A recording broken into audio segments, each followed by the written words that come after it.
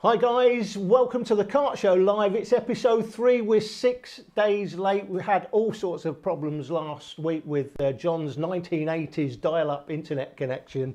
But I'm glad to say we're in the TDI studio this week, so plenty of internet. Hopefully we won't have any issues from now on. We're here to talk about the Autosport show. John's joining me. We're going to be looking at John's history, because those of you who know him may only know him from Super 1, but he goes back a long way in karting. We're going to talk a little bit about that, and then we're going to be taking your questions. Hopefully there'll be plenty of questions from you, because that is what drives the content forward, basically. So once we've done all that, then we should be here for around about an hour or so. That's what we're planning. We're going to start in here at 7 o'clock, finishing around 8. So thanks for coming. Let's look at Autosport for you. Well, I'm going to say last week, but I think it was 2 weeks ago. Yeah, it was a couple of weeks ago. Yeah, it went really well. We have our presentation there for the previous year. So it was 216 presentation. Everyone gets awarded the numbers and the prizes and trophies, and it was a really good show. For us also, it's good to network. So you know, it's getting new contracts sorted with different sponsors, new sponsors coming on board. So that was really good. We've got Coden helmets on board again. They're going to do a Coden Academy. So the winners of each class this year got a carbon fibre helmet. But they're extending that now, so if you wear a Coden helmet and you're on the podium, or the 3 places, there's a cash prize for each place. So you don't have to wear the Coden helmet on the podium, though, well, do they? That Otherwise, is a we're not going to bonus. see It them. doubles the money then. So well, that's what he said. But it's really good of Mark sponsoring it. So good helmet. So yeah, that's to look forward to. TAG have also committed again for another year, which is really good. Harry Thompson a bit greedy this year, getting 2 watches, yeah. But his brother gained by that. So that's something that you see some of the racers that around, and they always say, I've got my TAG watch on, and they remembered where they got it from. So yeah. That's a real good memory sort of thing, and that's what it's about. That's what the TV's about. You're capturing people's memories that you see in years to come. For instance, Lewis Hamilton, it doesn't seem that long ago when, his dad owed us, no, I don't think you can say that, can you? But like normal, he's just a normal customer. So, and that doesn't seem that long ago, and now he's a superstar. So, I always say that it's not just about, what me and my guys are doing. It's not just about TV. It's the fact that we are preserving people's history and preserving their history as children while they're coming through the ranks. So I mean, Harry Thompson and others, they'll be able to look back on last year, and the former champions be able to look back on that. They'll be boring their kids and their grandkids senseless. Yeah, come and watch what your granddad did. Yeah, it's also ago. For the people that maybe don't make it, as you say, they can be talking with the children in years to come, and when the next superstar's there, they can actually say, well, I beat him at Wombwell in 2017. Yeah, so. I think I've got a picture on the wall there with Will Stevens behind us at Wigan on a JKH car, by the way. So, okay, let's look at the numbers then. Yeah. Quite remarkable, the numbers, really. I don't see what sort of changed necessarily. We've not had a massive influx of new MSA licence holders. But going into Autosport, or coming out of Autosport, I think last year we were about 216, and this year we were around about 315. So something like 99 registrations up. What are you putting that down to? Hard to always tell what it is, really. But I think what we've done is, in the previous year, so in 2016, we did make some cost savings in different classes, like the TKM.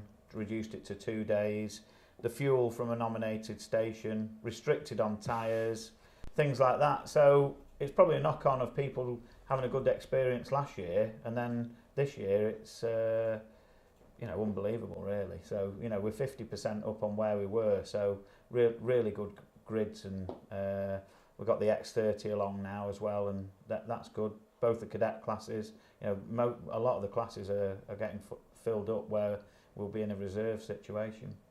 Yeah, we'll talk about that in a bit. I'm no doubt people will have questions. I mean, it's the big question you always get at this time of year is how many's in my particular class. But the difficulty is if we look at, so let's take Minimax as an example. I'm sure somebody's going to ask a question. I think you've had 15, 16 people phone you about how many's in Minimax. Well, if everyone enters, then there's a decent grid. Yeah. But it looks like a lot of the time people just seem to hold on, waiting for everybody else. Well, let's let everybody else register first before I register. Yeah. And we seem to have a decent enough number wanting to do it. But at the moment, relatively small number of registrations, but plenty of people calling in about how many is registered. This happens every year, and it's frustrating for us because what people do is they try and compare where we started last year. So we've got nearly 2 months to go. So we get quite a few people in the last 2 months, but they compare it of where that is. There's only me that knows where we were this time last year, and you know, we're massively ahead of that. But as you say, people have got to they've got to register and then give the confidence of it. But we get calls nearly every day asking, you know, how's the entries in this, how's the entries in that.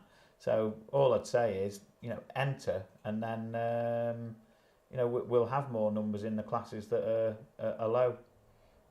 Okay, and for those people that only know you from Super One, obviously I go back a lot further with you, but just tell us how you got into the sport in the first place. But I know you raced yourself, didn't you, back in the day? And then became a mechanic, and I think you were working at Airbus, where my son's working now. Yeah. At one time, just tell us your story. What's your history? When we first started, I was always, when I was younger, into motorbikes and, you know, anything that'll go fast. So, and at our school, they did a scheme where they built karts and things. So, and the teacher, Don Pickersgill, really, really good. But what he'd do is, everyone wanted to be in the kart club. So he'd say, was that Tarpley? No, All Hallows in Macclesfield. Oh, right, okay. Yeah, so he'd say, come and see me on Friday. So you go and see him on Friday, and he'd say, oh yeah, come and see us on Monday. So what he was trying to do, he was making sure that you're interested. So I'd be there Friday, Monday, Wednesday, Friday again.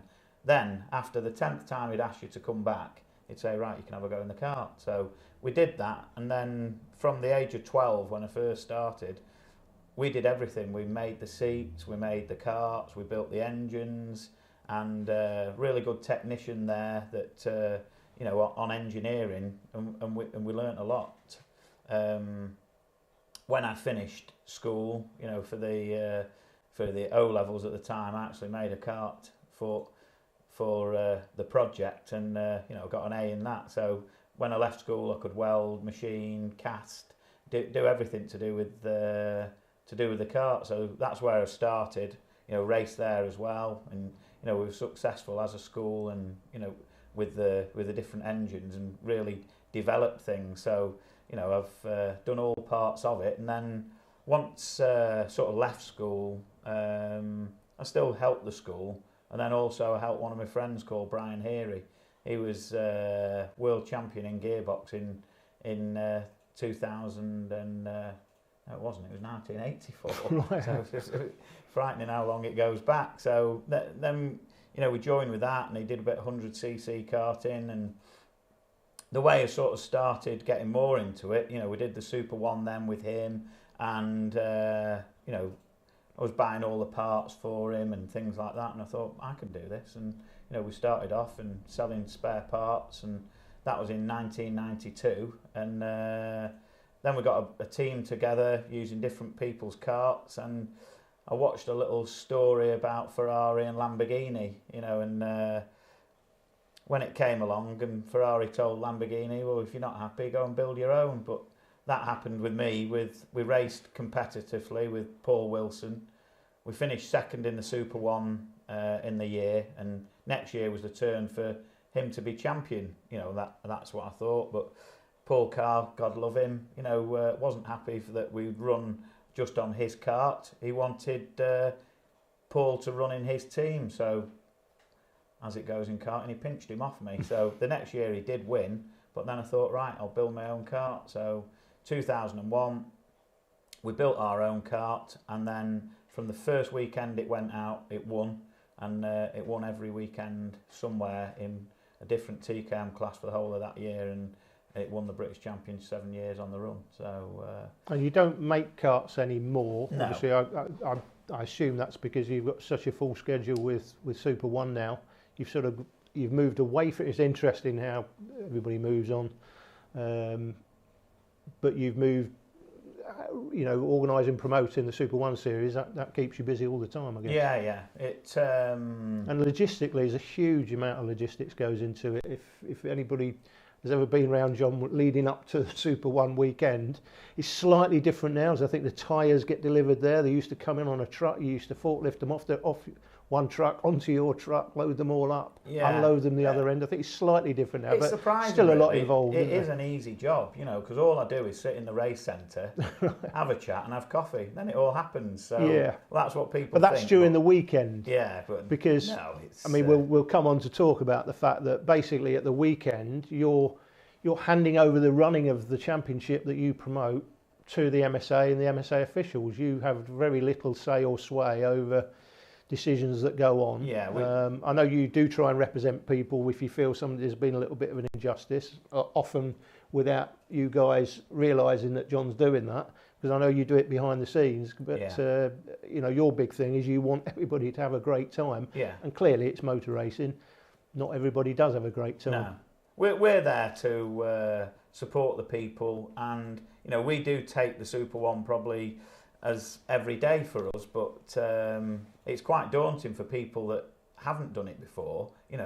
It's not really, but they see it, and as it is the highest level. But we're there to help everybody, and if anyone's got any problems or maybe not fast enough and things like that, we'll always know people in the pits that we can ask, and we try and help them or just guide people so that they do have a good weekend.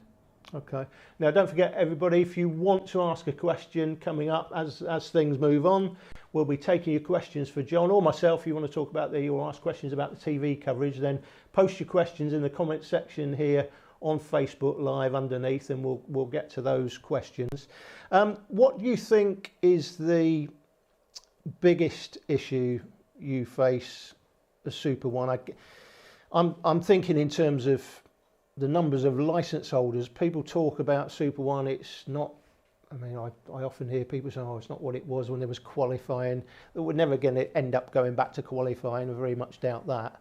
But, I come from a time when 6,500 licence holders was typical. We're now down to half that number. The total MSA licence holders are about 3,200 for last year. And of course, you've only got a pool of the National A, which is about 1,200. Right. So if you actually say Super One's not what it used to be, it's probably better, because in a percentage of, we've got half the numbers, but half the licence numbers, but the percentage we've got's a lot greater than it was. So, in the day when remember 120 people trying to race in Rotax Max, which is in one class. So there was 6,000 licence holders at the time. Yeah, I remember there being 120 senior Max in, I think it was 2003, first time we did it. That just shows you how things have changed, and these things are cyclical with classes, X30, new class now, I know there's big numbers in that. Things sort of go up and down. We've certainly seen a big down in TKM, and it's now huge again for some reason. It's massive. But so that was where you were when you started your team, running a team. So how did you come about being the promoter of Super One then? You obviously knew Neil really well. Yeah, we knew Neil Hannum. We traded at the events, but we supplied the tyres, and then he wanted to get me involved in more control on the tyres, because originally the tyres were only controlled for Formula A, and so people liked, I'm not sure what you call the word, but try and make an advantage or something, and circumvent the rules. There you go. People try and do that, so the more control that you can have over it, we feel it's better, and it does work well. Obviously, I know what people try and get up to, and we want to make it as fair as we can. It's not life-threatening if someone, what did you call it? Circumvent the rules. Yeah, so it's not life-changing, but it's not fair on the people that don't take part in that. So I think we do a really good job of making it as fair as we can. Yeah, and you spent, it was £50,000 I think you invested in the, what was the clutch slip? The unilogger. Yeah. That's just to prevent clutch slip. Yeah. £50,000, a big investment to create a level playing field. And since then we've seen other things. What I will say, guys, as well, if you think they're coming into Super 1, it's about as level a playing field as you can get, because Paul Classen and his team of guys, we've got like the world's best scrutineering team. If you're trying to get away with something in Super 1, good luck. You might get away with it for a short period of time, but in the end, Paul Classen will catch you. There's no doubt about that. Paul and his team do a great job, don't they? Yeah. I mean, it has happened in the past where, one particular person, very, very clever on what they did, but it probably took a year or so, but they were found out in the end, and it cost them £30,000. Yeah. So, which he paid within 2 days, by the way. I remember back then, 35,000. I can't remember what it was, but I mean, he paid it straight away, held his hands up. And then since then, we've had, the other year, I was amazed by the exhaust, the road tax exhaust, cutting an exhaust, changing stuff inside, and then welding it back up and putting a bit of patina on it. Looked like it had never been hacksawed. It is all part but of he caught them as well. Yeah, it's all part of trying to gain an advantage, because that's what motorsport's about. That's where development comes from. But it happens at all levels. Go over the line. It's happened at Formula 1. It will happen in Formula 1 again. It will happen in karting again. Yeah. Everyone tries to But people come read up with the rules something. and try and push it to the limit, because also at Super 1, one of the time qualifying last year, there was 1/10 covered 22 people. 1/10. So if you think, it was 1/10 of a second off, you're in 23rd place. Yeah. So, you think a tenth's not a lot, but it is. That's true. That's true. Don't forget, guys, if you want to ask questions, make sure you post them in the Facebook below. I'm not getting anything on my phone here, Martin. I don't know whether you're getting anything your end, are you?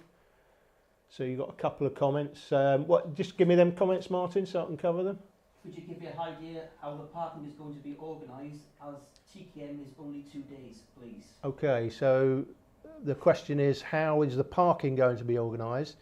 Particularly where the TKM classes are concerned, because TKM's only 2 days, so they don't want to be there on a Thursday. Obviously, the whole point is that they're not there on a Friday, but by the time they turn up, how's that going to work? We're getting the army in. No, we're not. We had the same situation this year, and it is difficult when they're turning up later. But I think it worked well. We designate a certain area for the TKM. And the tracks have a list of people, an area, so they all fitted in this year, so shouldn't be a problem this year. Okay, and I mean TKM, just talking about TKM quickly, again, big numbers. What we at in TKM Extreme? 42 in Extreme. Junior TKM, the interesting one for me is Junior TKM, because that, obviously it's encompassing, we've lost the likes of Bradley White and Lee Whittingham and those guys that were a little bit older. I think Joe Fowler's moving out of X30 and out of TKM into X30, Junior TKM into X30. Bad decision, Joe, in my opinion, just my opinion, because he would have been the main challenger, I think, to win a title this year in Junior TKM. Not sure what he'll do in X30 or why he's changed. That is assuming he's changed. That's what I've been told. Might be wrong. If I am wrong, Joe, let us know. But 30 in Junior TKM. Now, last year was about 18, 19. Yeah. So even Junior TKM now, that's going to be a full grid. We actually transformed what TKM was, because... And let's look at why, because it's important, isn't it? In 2016, for the last race, I think we had 7. When we were putting the tyres out and things, I said to one of the staff, where's all the TKM tyres? And he said, that's it. I was like, oh my God, and I just thought it's gone. So between ourselves, Talco, Graham Butterworth, and a Facebook page, asked the people what they wanted, and we gave them exactly what they wanted. They wanted 2 days. People have argued it through the year and said, oh, we don't want 2 days, it's not enough. But that's the reason why, there was a big increase in numbers, and also limited the tyres. So you can only, if you're doing TKM, you can't spend any more money at it. So one set of tyres, fuel from the fuel station, and 2 days. So a little bit more expensive than a club meeting, but we do give a lot more as well. You know, we have about 20 extra staff, more controlled. So you know, it's that's why it's popular. And now, because it gave a buzz, and well, Alan Turney's still smiling. So you know, from 7 to 57 in 1 year is unbelievable. I didn't actually think there was 57 extremes in the country, but you know, they all loved it. Back to what karting should be: barbecue on the Saturday night. You know, glass of wine and a beer with the friends, and that's what people have got to remember. You know, yes, you've got to be competitive, but remember, it's a sport, and enjoy yourselves. Yeah, you know, absolutely. That's absolutely the one thing. I said that in the first episode with Jake Sanson, when I was talking about karting and why people come into it. They often forget why they came into it in the first place. The most important reason is to enjoy yourselves on the weekend, and I know that's really important for you. You hate it. Someone gets excluded for being a pound underweight. That's something that really is a big thing for you, isn't it? It's the pressure that some of the fathers put the kids under, some of the teams. You know, the more relaxed they are, the better they go. So you know, that's important. Okay, let's see. So that was Michael Whitton's question about the parking. Lee J. Morn said this is an endemic problem around the country. People won't enter a clubman meet unless there's a grid, but there won't be a grid unless they enter. It's a problem throughout karting, not just in Super 1. I think what Lee's saying there is you know, that's where everyone's sitting on the fence. Yeah, you know, how many's going to enter? I'm not going to enter till everybody else does. Yeah. We're putting on the event. It will happen. And the people have got to join in and do it. Yeah. Ian Sisson, hi Ian. How long will heats and finals be with such high entries and classes? Well, I guess that's only going to affect it if there's more than 34. We've more than a grid. You know, we've worked out the timetable. It'd be no different than last year. So you know, the 10-minute, I think it was 10-minute heats and 12, 15-minute finals. So you know, which is on some tracks it's up to 20-lap finals, which is a long time. There's no cut on the things. When we planned it all, we planned that the maximum amount of classes at the circuit will be 8. We've done the timetable. Yes, we will have to start a little bit early at some tracks, finish a little bit later, but minimal. But you know, we've pinched half an hour here and there, and we've done the timetables. It all fits in. Okay.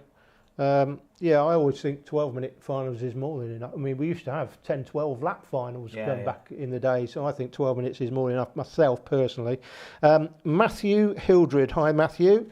Heard a rumour Super 1 cadets won't be using drop nose cones. Is this true? And if so, why? Now, I know that's something you wanted to introduce last year. The MSA stopped you because it was mid-season. What's the latest on that? Drop-down nose cones being used in cadets now? They are. So that's going to be in Super 1, is it? Yeah. Okay, so there you go. It's officially in. It's been optional for the club races, but in Super 1 we have got it in. I wanted it in last year. Yeah, you did. That's right. Got all the stuff together to do it. I believe it is the best way forward. The only 2 classes that we sort of had a bit of a drama with was IAMI Cadet and Honda Cadet. Yeah. That's why I wanted it in. Yep.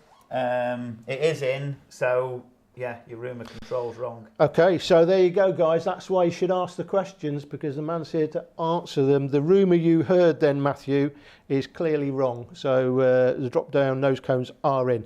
Siobhan Turney, hi Siobhan. Can you confirm the position in the regs with regards to seeded numbers and the rounds you have to attend, and will the same apply across all classes?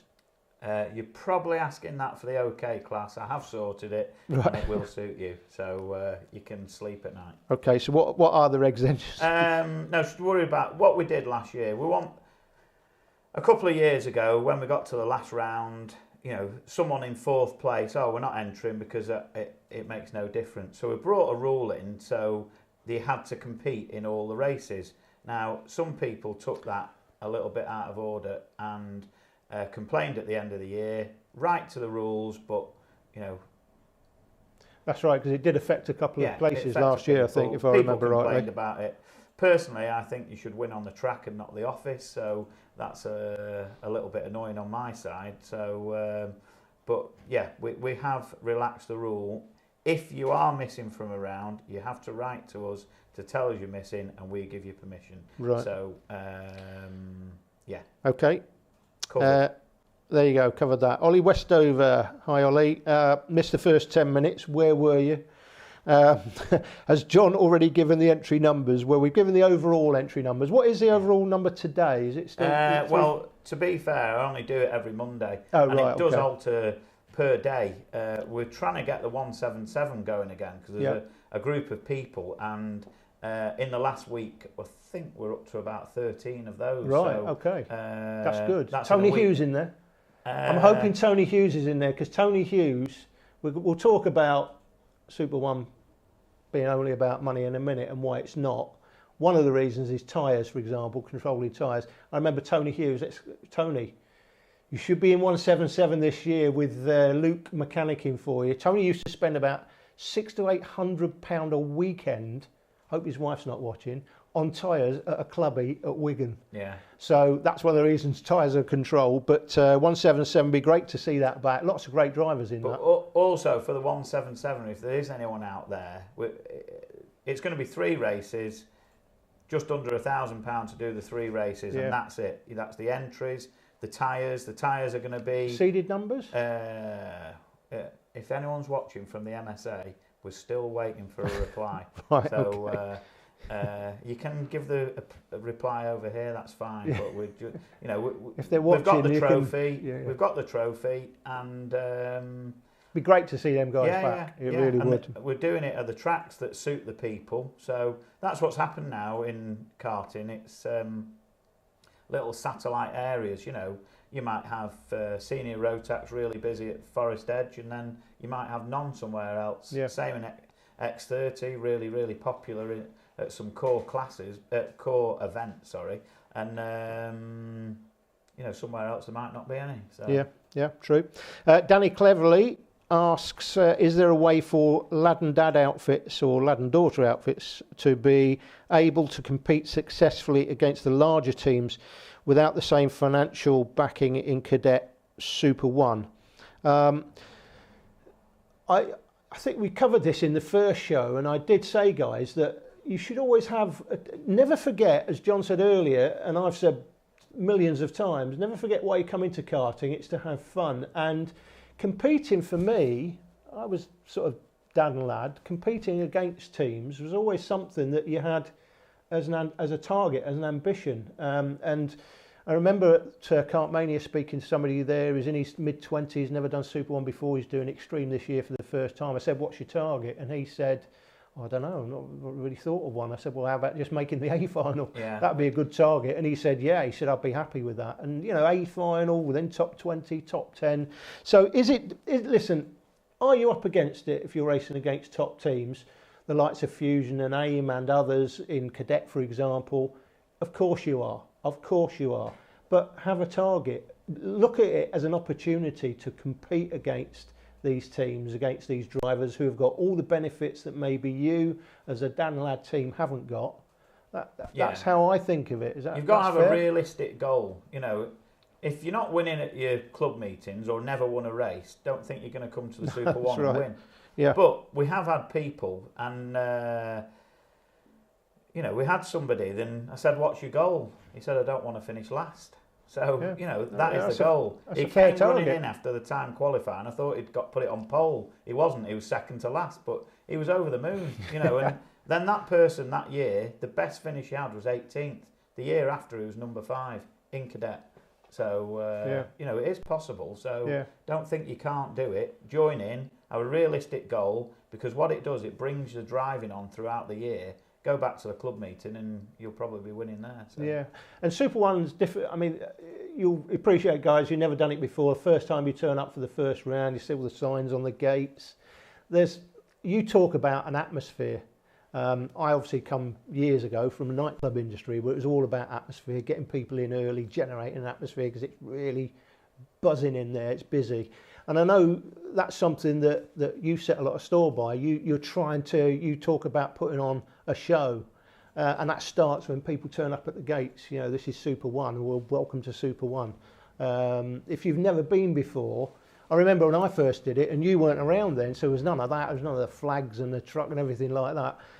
But there was, when you came through the gates, you felt that, yeah, this is what it's all about at this level. And it's different from your club meeting. It's not a case of announcements being made, the next race on the grid, on dummy grid. Now it's all done to a time. And some people don't like that. I don't understand why they don't, because at Super One, if you've not done it before, you will get a timetable, and it can change if there's red flags, but it rarely does. It rarely does, because there's sort of 5 minutes between each race going out. Yeah. To give people time to put their tyres on. You get told when the Parc Fermé is opening to go and put your tyres on. Yeah. There's a time when you have to then go through that gate to put your kart down on the grid, and if you're not through the gate and the buzzer goes off, they close the gate and you have to start on the back of the grid.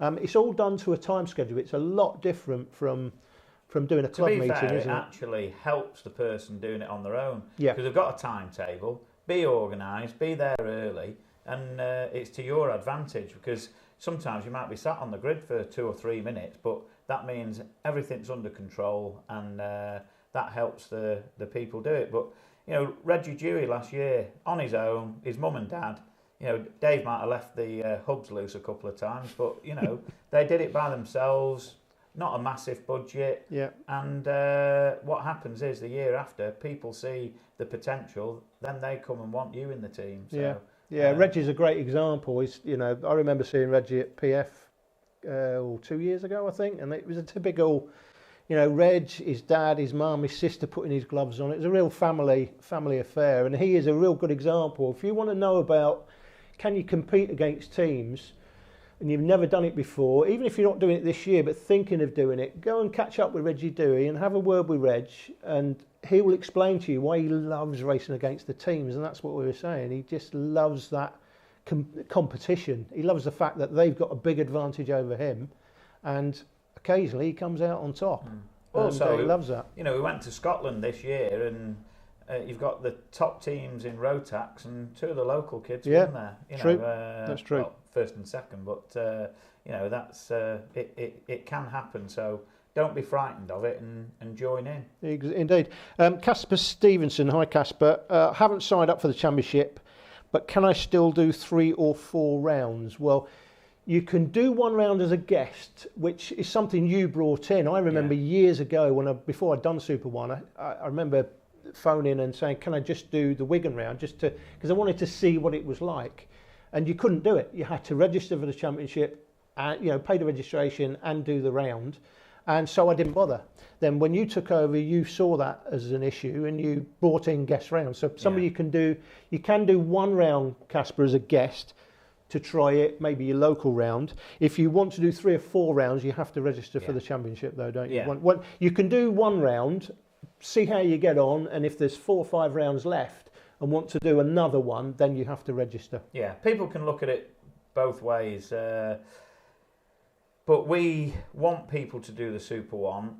If you are good at your local track, there's no reason why you can't win a Super One round. But that also, for the people doing the championship, they're doing every round, some people don't like it. But we have had plenty of people, Rowra last year, some people trying it for 1 race, loved it, did better than they thought. We had someone in the top 10 at the first race in Extreme, and then they carried on and did the rest of the series. So what you're saying is you can effectively, if you want to do the first round as a guest, potentially, which is at Rowra, and you've got the O Plate the week before, there's a good opportunity, guys. Make sure you go to the O Plate. If you think they're doing Super One, go do the O Plate, because the Super One drivers will all be there, won't they, in the classes that are covering the O Plate. And then you can do the Super One the following week as a guest. If you like it, then you can register and do the rest of the rounds. That's not something I would necessarily recommend, because depending on the class you're in, you might leave it too late and be on a reserve list anyway. The only difference is this year, because the numbers are filling up in quite a few classes, it will go on registered order. So you can't do a guest if we're full. Yeah, okay. So Shane Sullivan. Shane, how you doing? How are tracks selected? Do you ever have to say no to tracks? Don't say it's a brown envelope because that's not it. So, the white now. No. Not at all. For instance, some of the tracks have to have enough facilities for us to cater for the tyres, the pit area, which someone asked already. But for the likes of Fullbeck, that place, the only thing that I think had changed in the last 20 years, the paint had faded on the gate. So, but to be fair to them, they asked if we'd go. We had a cancelled event. If we'd go, it was all on me. Some people might not like Fullbeck, but they did a fantastic job. They brought it up 20 years in one. In 1 year, they brought the spec up of the track, the facility, all the part firme, new gates, new tyre thing, and then we've said we'll go back again this year, and there's more improvements there. So what I want to do is bring up the spec of British karting and British kart track. So it has to be able to cater for the amount of it's not just the track. It's like people are worried about parking. That's a main thing. You've got to be able to fit in, and there's only PF that can probably cater for over 300 people. So. Okay, and I guess we're back at Clay Pigeon and Wilton Mill this year as well. Clay Pigeon, I think, was first year, 83, Super 1. Yeah. This is Super 135 this year, guys. That's how we're going to be referring to it. It's a bit like the Super Bowl. We're stealing that idea. So Super 1-1, Clay Pigeon was one of the original tracks. Not been there for a couple of years, but back there again this year. Yeah, but same again. History, isn't it? Massive improvements.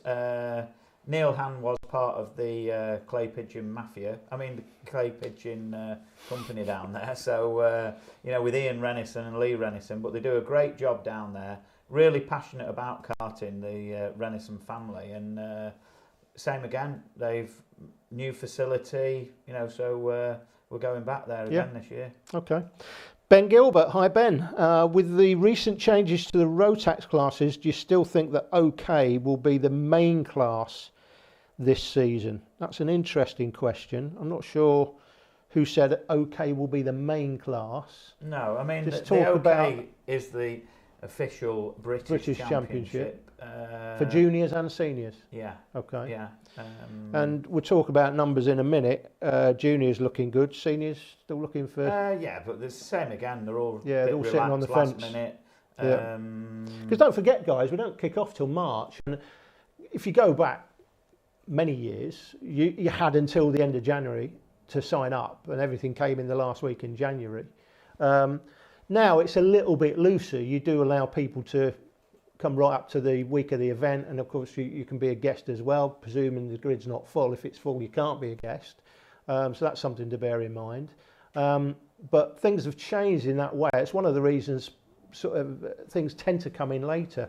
So the fact we are 100 up at this time of year is quite strong, but they do have a period of time to enter. Yeah, there's still time to enter. So not sure exactly where he's coming with that question. But, do you still think the OK will be the main class this season? You could argue the main class last year was TKM Extreme with 53. And Harry, let me just mention as well, Harry Moore last year. Harry, if you're watching, what a performance by a rookie in the biggest grid. A remarkable victory by Harry last year. Will they be the main class this season? What I think potentially they can be great classes. There's going to be obviously top drivers in there. You need to have a budget for it, clearly. Yeah, every class that goes on is just competitive. So, and going back just to where you were saying before, and people not wanting to do it and compete against the teams, we give a privateer trophy. So correct. This is important. The privateers all win a trophy at the end of the year. They can come to the awards. They go to the awards at the Autosport. They get a factory tour around the M Sport factory. Another thing that we've got at the show. Thank you to John Steele. And also, if you're a rookie, first time, there's a rookie trophy. You get a VIP tour around the Mercedes F1 factory, courtesy of Ron Meadows. So, you might be racing for 15th place, but you still get a trophy. Yeah. And we forgot to mention that, of course, when people were talking about competing against the teams. If you are new to it, then you're racing for a rookie prize, and if you happen to be the top rookie and the leading privateer, they actually get, and there's people, believe me, in the past have been the leading rookie, the leading privateer, and won the race, or come in the top 3, and they go home with 3 trophies, not one. They have to get a friend to help them. Yeah. So bear that in mind, guys, as well. If you are new to it, if you're a rookie, just look at the other rookies in your class there who you're racing against for the first place trophy. It's a bit, almost like club racing, I guess, where the leading novice gets a trophy. Dave McIntyre, always a contributor. Thanks for contributing again, Dave. With the increase in numbers, is it likely that seeded numbers may rise to 15 like they used to be? Interesting question, Dave. What do you think? Not sure. That's out of my control. It's personally. Is that the MSA that decided that? MSA said it was top 10. Personally, I think 15 was good because people were competing for those 15 numbers. Now you can look at it both ways. It does make it a bit more prestige, the top 10. So not my decision now. What how are we doing for time, Martin? Just checking on the time. 1941. Okay, so 19 minutes left, guys, to take your questions. Ollie Westover's back on. Ollie, John, what's your favourite Super 1 race? I'm not sure whether you mean race, Ollie, or you mean Super 1 class. Class. For me, it's KZ1, by the way. Where are all you KZ1 guys? We're a bit disappointed with what's happened there. All politics going on. Yeah. I mean, I really love the class. Because you love because that class, don't you? Anyone that's had a go in a KZ1, it's unbelievable. And just the grid, when they line up and you yeah. got that engine noise, roaring engines, and they're off. I mean, it's I disappointing what's happened. Last year it was all about tyres, wasn't it? And this year, I don't know whether we got the same thing going on. Bit political, really, but I did everything that I promised I would do, and people didn't believe me. Like we had a question before, is this happening? Is it happening? I'm sort of black and white, and if it's, I'll say it as it is, and that's it. If people don't believe me, don't believe me. But well, that's the purpose of this show, of course, and for people to come on live and ask you directly live, those people that don't know you, and to get the answers to the questions. So, your favourite race? Well, the favourite race. I'm not sure about race. To be fair, you look back at some of the TV and. There's been some classics. Last year we had 3. Yeah, but it's every year. It does. It does. It's been down to I think 2 years ago it ended up.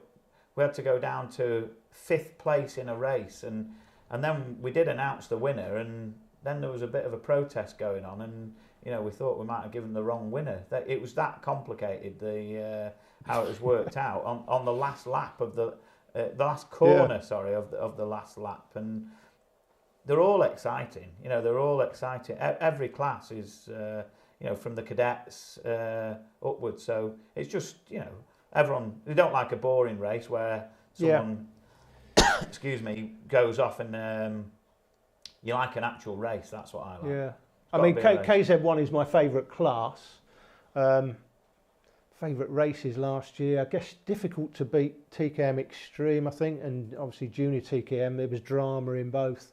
I love the fact that Harry Moore came from absolutely nowhere as a rookie and actually won the championship comfortably in the end in the last round. So for me, sort of, TKM, I do like TKM, I must admit. They always seem to be very competitive, whether it's junior or senior. The way things are going, could there be a junior TKM intermediate coming back? Who knows the way things are going. That is one of the things that, now you've said that, at the moment, there's too many classes. I've said it has to happen. Oh, we know you're always right. Yeah, of course. I'm never wrong. That's one frustrating bit at the moment.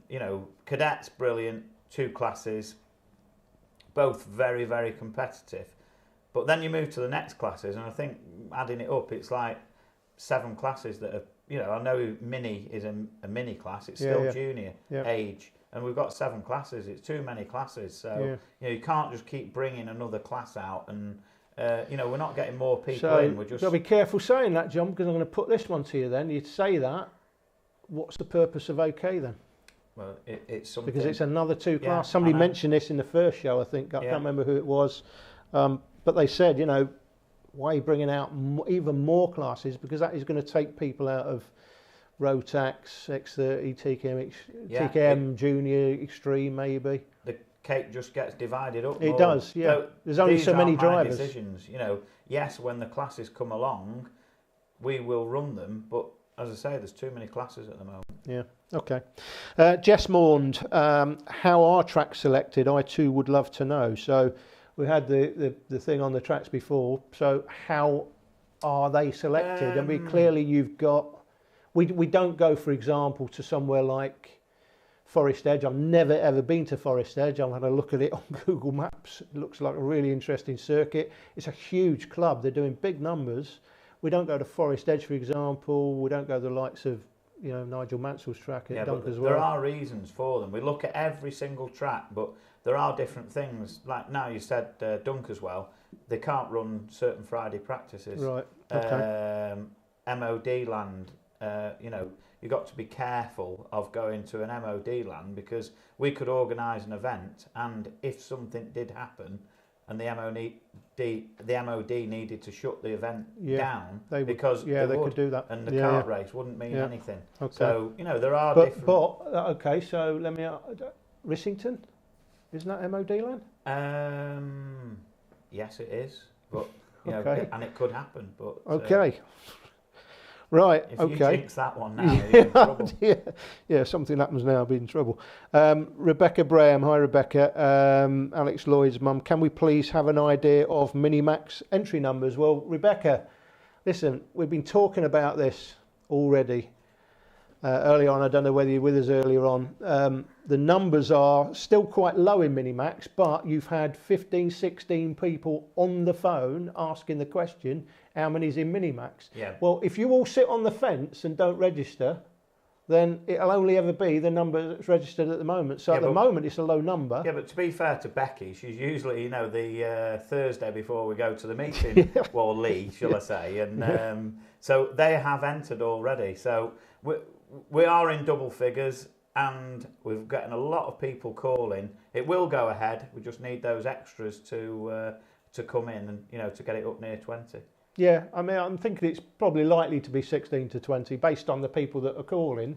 But listen, guys, you've got to register. You've got to enter if you want to be in.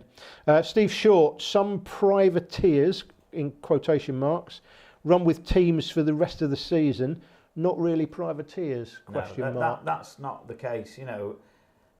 I know somebody was talking about Reggie Dewey wasn't a privateer, but he is a privateer. He is. And so this actually polices itself, because the people come and tell me. You know, sometimes I don't know. We do rely on people putting the information down, but... So you're basically saying then, if someone says, you know, someone's down as a privateer, he's running in with Dan Holland. Yeah, he's not a privateer. Well, he's not a privateer then. So you'll go and check that if he's in there. Or somebody will tell me. And that's him out for the season then, isn't it, as a privateer? If he does one round with a team, then you've done a round with the team, you're no longer a privateer, even if they don't come out the team. Is that right? Okay. Daniel Martin, hi Daniel. Even with all the political goings on with KZ1, has there been any increase in numbers registered as opposed to previous years? I don't know where are we? Poor on the entries, but literally today, Mark Brookman has sent me, you know, a message saying he's got 6 drivers, you know, with a potential another 2. So you know, add 8 to it, and you know, if any. But so if you add Andy Fairless into that, so 8, we should be looking at 15 really. I mean, is it 40 odd doing? Was it? Well, Super 4 or something. It varies on numbers, but you know, it is a British Championship. Scott Allen will be going to the Night of Champions this coming weekend and they'll have a great time in Pall Mall. So, you know, if you want to do that again, I'm putting it on. If you don't want to join in, it won't happen. So, well, let's hope you guys turn up for KZ1, because it is, said before, it's my favourite class, and I'm still batting on at Paul Fletcher to try and get KZ1. No chance. Yeah, good luck, Alan, with that one. But I will still be having another conversation with Paul about that, because what disappoints me about that, I've said to Paul before, but he's not. We agree that we want people to stay in karting longer, and I know you will agree with me that the kids, you know, when they line up and these karts come down and they start that race, That's the class that these kids should be aspiring to, not But- going into cars. You but can have that also if- same buzz for a lot less money. If they go into cars, they've Oh, they do their most money in the a couple of years. Yeah, but they've got to also learn gears. Exactly. KZ, we used to do it. I could drive a car when I was 13 because we had gearbox things. You know how to use a clutch. You know how to change the gears. I know someone that's going this weekend racing cars this year. He said, "Oh yeah, I'll be all right. Never used a clutch." So they're going off this weekend to Ireland. You'll know who you are, and they're going to Ireland to test a car to learn the gears. You can do it in KZ. Going back to the earlier question when you said one of the best races, it was at Shennington where the lead changed 3 times in the final. Yeah, you're talking for about Cadet KZ. KZ won. And right, that was a hell of a race. Yeah, and, last year. It was, so small grid, yeah.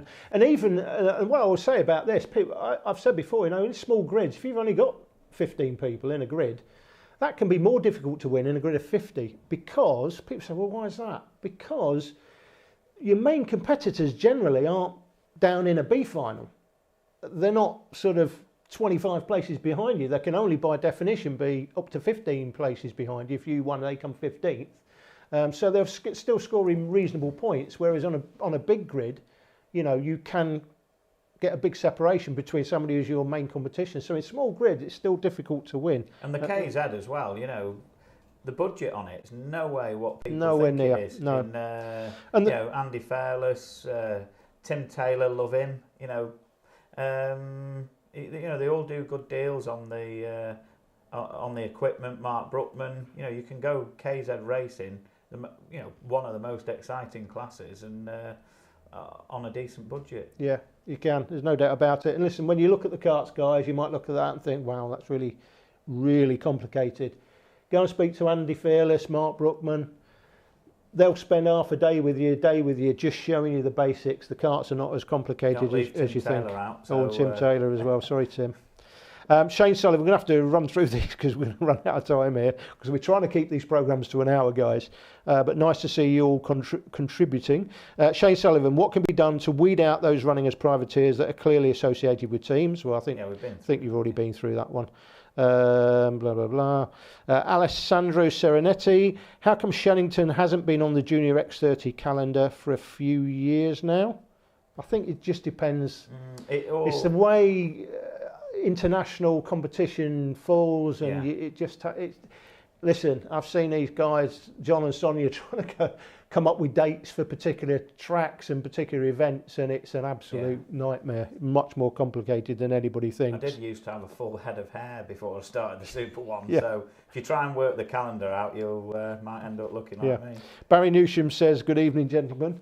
Good evening, that's all he said. Andy Pullin, Abby's dad, are all the dates now finalised, not provisional? Are they all finalised now? Okay, so they're all finalised, that's that question. And Mark Brookman, we've just been talking about you. Mark, I think the KZ1 grid will be 12 to 15. Well, if that's, I'd love it to see it 15. It's got to be 12. Yeah, it's got to be 12 anyway. Yeah. But that would be great, Mark, if we can get to 15, because we were at 15, 16 the other year, and just the whole atmosphere and the noise that they make is absolutely fantastic. Siobhan Turney, not a question, but I would like to thank John and the whole team for the immense effort required to get us all racing.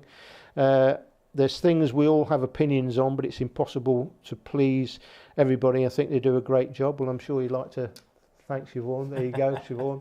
A free set of tyres for you this year. Tim Wilson, just mentioned Tim. Top job, guys. Thank you very much, Tim. And I think that's all the questions we've got at the moment. Still got some time left. I want to talk about, just quickly, I spoke to Cheryl Lynch at PF International earlier in the year when the guys from the MSA were there. And I did say, you need, my plan for doubling the numbers, because I believe in karting, we have to double the numbers in a 2-year period. We have to get it back, and I think it's possible. I said my plan was, sounds like a simple plan, it's not. My simple plan was, you have to give licences away for 2 years, not 1 year, 2 years. and she was talking about safeguarding children practices and things that they would, great things that they're doing there, and that is important, but they're things that they should be doing, and they're not things that are going to bring one extra person into the sport. I think they need to give licences away. That's the pack. I mean, it's an absolute nonsense. Nigel Morris has got 3 kids racing in Super 1. I remember interviewing Nigel at Hooton Park. He bought 3 packs because he got 3 kids racing for whatever the price of the packs are. He doesn't need 3 books, 3 DVDs. He only needs 3 registration forms. And I think a simple registration form, it's not, people say, oh, well, that's easy, just give the licences away. But it's not, it's how you do it. Go to independent kart race meetings. I've been to them. I've asked people why you're not doing MSA. It's because I just want to race. I just want to have fun. Just want it to be simple. So having a simple form that you can, when they enter an independent car race, say at Hooton Park, for example, who run IKR at this level and MSA at this level, if they hand out a form to everybody that's doing IKR when they come and sign on, have you got an MSA licence? No, I haven't. There you go. There's a pen, there's a form. Fill it in and give us it back. I'll take it away and fill it in. No, there's a table. There's your pen. Fill it in now. Hand us it back. Yeah. And what will happen is the IKR will either stay there or drop. But all these people that didn't have an MSA licence now have got an MSA licence. You might find them racing twice at Hooton Park in both events, or you might find them switching over. But we need to double the numbers. And my question to the MSA would be, if they're watching this or listening or hear what's being said, there needs to be a plan in this sport to double numbers in 2 years. What's your plan? Yeah. And if their answer is, well, we don't really have a plan at the moment for that. We're dealing with safeguarding children practices, which is important, but will not bring extra people into the sport. There needs to be a plan. Yeah. Where do you think it's going? Where we're in this situation. Yeah. What you don't realise is when you try and get it, there's too many loopholes. There's too many bits of red tape you have to go through. My son did some bike racing or did some enduro racing. We just turned up, and I went to the signing on, and she said, "Have you got your licence?" And I was like, "Ugh, no, we haven't got a license." "Oh, no problem." Did a £5 day licence. £5 day licence. Yeah. There we go. We thought we wouldn't be able to compete. Number 5 in Britain there. My son of 15 racing against people that were 30, and quite frightening really. But when he came around the corner in 3rd place, we thought, here we go. Yeah. But that's what it's about. And then and he went to other events and things like that. That's what the karting needs. You need to be able to go and buy your equipment off eBay or whatever, loads of cheap equipment, but you need to be able to turn up at the track. There should be a category for the new starters to go into. You're not going to go in and beat the big teams or whatever, but you can be a novice, same again like we do. You can compete against the people that are the same level as you. But we definitely need to double those licence holder numbers. Without that, I'm not sure where the sport's going. And we're not just talking Super 1 guys, we're talking, more importantly, we've got clubs like Wombwell, great club, great venue, great circuit, I love it there. Mark Baines is joining us this year as well. Yeah, it's Mark, and it helps when you've only been there 4 times and won each time, but it is a great little track. You want to race on a track with a wall 1 metre off the side of the straight, that's your track to go to. Probably wouldn't get built today, Wombwell, but it's a fantastic little track, great club, and they're the likes of clubs, and we know Forest Edge is doing great in PF and Trent Valley, but it's the likes of the Wombwells of this world, even Wigan. When we did the Motors TV series as an MSA series in 2004, I think it was, the average entries were 243. Yeah. They're like 75, 80, I can't believe it. So, but, they've got to have the licence holder numbers. We're going to quickly run through this. I'm mindful of the time, guys. We're trying to keep these shows to an hour. Rebecca says you're blushing, John. He always does. Lee J. Moore, ARCS test is an absolute farce, not fit for purpose. All it does is add to the reasons for people going IKR. Well, I do agree with you, and I think it's too expensive. There's no doubt. Price of packs. If you've got 2 or 3 kids, you shouldn't be having to buy 2 or 3 packs. Lee Joint, great idea on the MSA licences. Cut through some red tape. Louis Westover, will the final round be a 4-day event? No. Okay, so there you go. Louis, this is why you're tuning in, to find out the answers from the man himself. Tom Hastings Tom says it's just too complicated for first timers. It's hard for a Dan lad duo wanting to join the sport without help.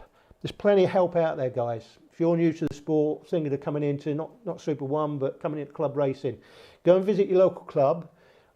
Go on a Saturday, not race day. Go on the practice day, Saturday. On Sundays, people are too busy to give you any time. But on Saturdays, listen, most people in the sport, you walk into someone in the morning, just say, listen, I'm not been involved in karting before. What can you tell me? People will give you a load of information and as much time as you need.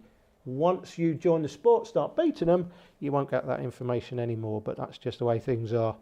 Danny Cleverly, at some clubs the ARCs takes 10 minutes and others you would think they were having to test drive on the roads.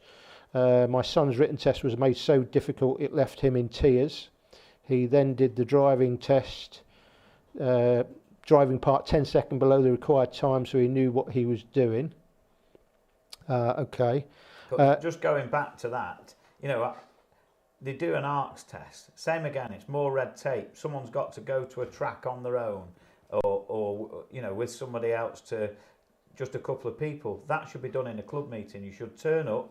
They should say, meet Alan. He's the person looking after you. Yep. And, you go to a ski resort, there's a mountain, that's a good one. Yep. There's a difference of abilities, massive. But you're a new starter, you go with the person that looks after the new starters.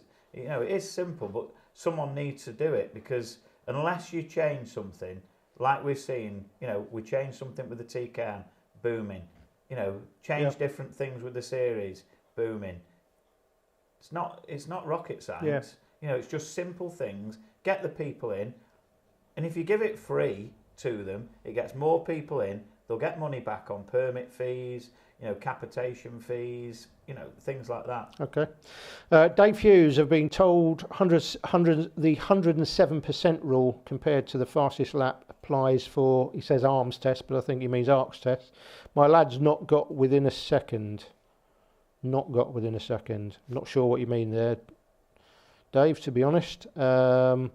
Alan Harris, what's an arms test? It's an ARCs test, obviously. Bradley Pallister, perhaps if you purchase a certain amount of day licences and have it signed at the end of each meeting, you automatically obtain a full MSA licence. Yeah. That's a good idea. Yeah, well, that's all you're asking. If you have it and then you come in, there's no reason why they can't issue the licence on the day. Yeah. And if you do practice, and if you're not within, I think it's 10% it is but don't quote me on that. But if you're not within that, you just come back, do more practice. Okay. And then when you are, there's people, Nigel Edwards at PFI, no fool, can watch the people going round. If they're not good enough, come back for more practice. You're racing at the club, then you'll get a race. Okay. So great idea, Bradley. There, Bradley's just solved the MSA issue of licence holders. Alan Harris, they do that at Fullbeck. Dave Hughes, we were told my lad must do within a time 100% of the fastest lap of previous club meetings. We need an award as well for the person that's worked out how many registrations we've got. I think it was it Louis Bevan? He needs an award. Because, how did he work that out? I thought he'd hacked into the computer system, but he did it all himself. So well done. Yeah, you should have an award for that. Sonia's panicking that you're taking over the coordinator's job, but I'll tell her you're not. Siobhan again. Sorry to ask again. There was some discussion that the MSA were going to change the nose cone penalty system. Will the mandatory 10 seconds still be enforced at Super 1? I guess that's going to depend on what the MSA decide, isn't it? That's an MSA rule. Yeah. So it depends what the MSA decide there, Siobhan. Bex again, can we have a camera on front and back of the car if we'd like? Well, I think you've always been allowed to do that. The option is to have no more than two cameras. Right, but they could always have one on the front and back. So I don't know why you're asking that, Rebecca, because you could always do that anyway. She probably likes looking at herself going down the pits on the camera. Pretty like seeing the comments come up. Andrew Salis, I love it. Why don't you make Super 1 cheaper? That's an interesting question. Get more numbers. Okay. I don't think that would, if you made it 50 quid cheaper, and here's the thing we're talking about. I mean, we've talked about, nobody's asked it tonight, but I'll ask you the question anyway. Well, not a question, but a comment, statement that you see on karting website now and again. And we're getting close to the time, I think, Martin, are we? Where are we? 5 past. Okay, so we're already 5 minutes over our time, so we'll try and wind this up. But let me just ask this one. People say, I've seen the comment, Super One, it's only about money. Okay, so I've sort of answered the question for you. I spoke about Tony Hughes earlier, spending £600 to £800 a weekend at club meetings doing Rotax 177 years ago, and I'm going back more than 10 years ago now. If it was all about money, you wouldn't restrict tyres, would you? Because there's no doubt, any Mini-Max Rotax, big team driver, they're going to put a brand new set of tyres on for every practice session, every race, a pre-final and the final, and you'd make 5 times the amount. 5 times what you're making on tyres. It's not about that, and you know, when you say make it cheaper, motorsport isn't cheap. You know, that is a fact. So one question is, I do know how much a pint of milk is, or a 4 pint of milk. So you know, I am quite grounded on what the things cost. But there's only so far. The entry fees haven't gone up in the last 3 or 4 years. So we've got more people to do it. So we could easily put the entry fees up. A lot of other things go up, tyres and things like that. But we've restricted tyres to get more people. TKM, you can only use 1 set. This year, we've altered the cadet tyres so that there's no test tyres. Yes, you do have a set every race, but to make it level. But we've reduced, people were buying 2 sets of test tyres. Now they can't. Right. So, you know, we are keeping it down to a level, but it's easy saying make it cheaper. But there's only so far you can go. We've got to pay for 20 extra staff, trucks to get there, the amount of things. Now, if the entry was low, and we've had it a couple of years back, that we're on a loss, you know, believe it or not. When it's good, it's good. But also we've got to pay for TV, things like that. These are all extra costs that when you go to a club meeting, you don't have part firme tyres, you don't televise the event, you don't have cameras on the kart and 2 people to staff it. All the extra scrutineering, you know, you might go to a club meeting, they might not check something. You know, we have scrutineers, we have more there. So I'm not sure how you can reduce it without...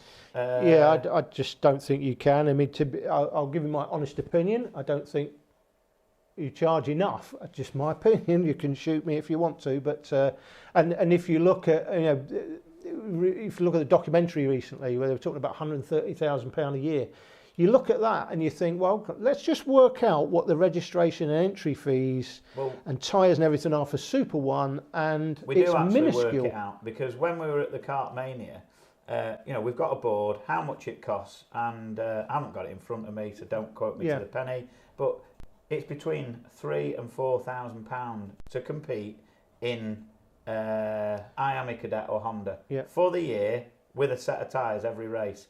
Where does the other 126,000 come from? It goes doesn't come from the Super One. So, you know, and also Amanda Brearley, you're getting a little mention. TKM, why don't you reduce the amount of days? So we did. So we made it 2 days to save money. So we saved money. So Amanda, bless her, saved money by not coming on the Friday, did it as a privateer, then spent the money to go with the team because she'd saved it on the Friday.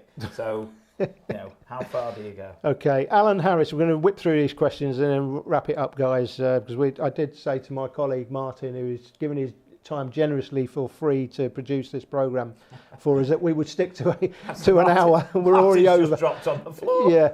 So Alan Harris, you weren't watching earlier, Alan, or obviously, because you're asking about the drop day and nose cones coming in cadets this year. The answer is yes. John answered that earlier on. Ollie Westover, there's a way of working out entry numbers from the website, but it takes a while. Louis good luck. Bevan. Okay, Well Louis Bevan did that. Sonia Game, I'm listening, John, and no one frightens me. No, well, that's true.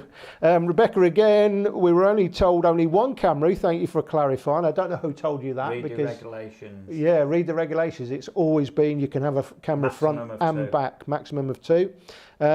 Dean Cornish, great show, guys. Super One costs are very reasonable. Thank you, Dean. Alan Harris again, whoop whoop, thanks. And Andy Pulling, Super One costs compares Well, and that is all we have time for. We've got 92 live viewers, but I know there'll be about 2,000 or 3,000 people watch this after. Listen, thanks for coming. Thank you, Alan. Appreciate your time. John's answered all your questions, so there's no reason for anybody to go on the karting website now and start answering questions. And the other thing, I just want to clarify something with you. For those of you that criticise, and I mean, you'll know better than anybody, if someone slanders or libels me, I'm responding. I always do. When someone slags you off, which they do constantly, or make statements like it's all about money, your thing about the karting website is you never respond. You always say to me, don't get involved. Sometimes I just have to get involved if people lie about something, but you never respond to people who criticise on the karting website, and the reason is? Well, when we first started the karting, you go on about costs. We did put it factory and TV, this, that, and the other. And you know, when UK karting was popular because of Facebook and things weren't around as much then, and we probably lit up about 6 pages in a day. And then when we went to the first meeting, and I thought, wow, that went really well. And I thought, let's go on the page to have a look. There wasn't one comment saying thank you. So we know, with the way we work it out, if people are happy, the percentage of people that complain. Yeah, you've said that to me. Yeah, you've said that to me. If nobody comments, we must have had a fantastic meeting. Yeah, and there's not many people that come up and Siobhan always says thank you, and so thank you, Siobhan. So, and Andy Pulling, just to finish it off, has said Super One costs compare well with club meetings, and the Super One organisation is second to none. I would agree with that, wouldn't I? Because I'm working for John doing the TV, but I absolutely agree. I know better than anybody how much effort John puts into it, and it's a huge logistical exercise. And I love the way it operates. I love the time. I know people don't sometimes like the way it works. They'd rather have announcements made. But if you're in part of the paddock and you can't hear an announcement, then you end up missing your heat and stuff like that. Anyway, that's, I think... Sonia will be there watching this. She'll be watching Facebook and checking through the regulations. So, yeah, and this is what goes on. And just thank you to all the staff and the officials, you know, at Super One. So, yeah, so it's them that make it. It is, absolutely right. And now next week, guys, Ken Potter's here Thursday next week, 7 o'clock, the Super One clerk of the course. Just quickly, Alan Bryant, obviously we know Alan, there's a huge amount of illness he's had. I'm not sure how many, I've lost count of the number of heart attacks and problems he's had and times he's ended up in hospital. He'd retired at the end of last season, and I said to you recently, who's going to be filling that void? And then you said to me, well, apparently he's coming back for a few races. He's not coming back, is he, this year? Yeah, he's doing 5 races. He's like crazy. Blackpool Rock. He's got Super One through his... I don't understand. I think, you know, it's time, you know, your heart attacks are telling you it's time to pack in. But anyway, that's up to Alan. If he comes back, great. But other than that, it's going to be Ken and whoever else is there with Ken. And as I say, Ken Potter is here next week, guys. So that should be really interesting. We'll be asking Ken about not just Super One, but he's at club meeting. He does club meetings as well. So I want to ask Ken, what are the issues that the officials face? Things like, you know, mandatory penalties, MSA penalties that sometimes they might want to tweak or tinker with and they can't. So I'm going to ask him questions like that. Ken, I've known him years. He's a real straight shooter. So it should be an interesting interview. The following week, we were going to go to PF International, but with the problems we had with the internet last week at John's, I'm now going to bring Nigel Edwards in via Skype. We did that the first week with Jake, which works well in the software. So plan is then to bring Nigel Edwards in. Not sure about Paul Fletcher. We may have to do an interview with Paul Fletcher sometime during the year. We may just do that and put it on. But Nigel Edwards the week after, or 2 weeks after, I should say. And then weekend before the O Plate, Jake Sanson and I will be back, and we'll be looking at all, not just the numbers, and we'll cover the numbers perhaps in a second. Just before we go, we're not just looking at the numbers in each class, we're going to read out every single person's name in every class with a couple of weeks to go, and Jake and I are going to be looking at the ones to watch in each class, and we will not be sitting on the fence. We will be giving you our ones to watch. Do you want to go through all the numbers, including the classes we've not got great numbers in yet, or shall we just... No, I think with the ones that haven't got good numbers in, you need to enter, because the response we've had, and it's so frustrating. I need to put an answer phone on to sort of say, don't ask how many's in it, just enter. If it doesn't happen, you get your money back, so there's no risk. So, that's true. But in terms of overall, I mean, we're approaching 50 in sort of 4 classes at least. And then, there's 5 classes that are very, very close to having reserves in. Yeah, full grid of junior TKMs. And, so it's numbers are great this year, guys. So, as we say, if you want to register, then go to the Super One website, super1series.com. As John says, if you register for a class and there's not enough to run, then you'll get your money back anyway. So there's nothing to lose. So all you people in Minimax, 15 or 20 of you, sitting waiting to see how many is registering, register. If not enough of you register, it won't run. If enough of you do, then it will run, clearly. And also, JAG have supported it, and have extended it. Anyone that enters the road tax classes get a free set of tyres. Has that been extended? Because somebody asked that question the other day, and I didn't think that was the case. Yeah, no, they've extended it. So. Until?